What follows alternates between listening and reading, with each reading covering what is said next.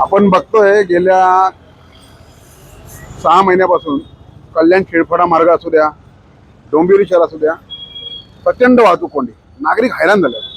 रस्ते पावसामध्ये खोदतायत, चांगले नवीन रस्ते तोडून खड्डे करतायत, यामुळे लोक हैराण झालेले आहेत। मेट्रोचं काम आहे।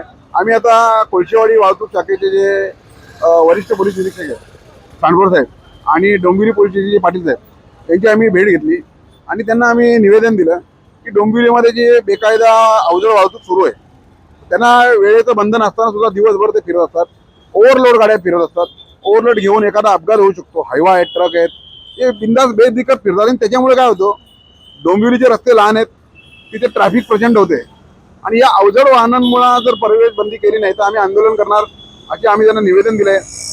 आपण बघाल तर कल्याण शिळफाटा मार्गावर पण सुद्धा हीच परिस्थिती आहे। सिंगल लेन काम चालू आहे, मेट्रोचं काम चालू आहे, त्याच्यामुळे निमुळता रस्ता झालेला आहे, एकच लाईन चालू आहे आणि तिथून अवजड वाहने बेदिक्कत ओव्हरलोड घेऊन मोठमोठी वाहनं, मल्टी एक्सेल वाहनं दिवसभर फिरत असतात। त्याचा जो फटका आहे तो तिथून प्रवास करणाऱ्या चाकरमान्यांना बसतो।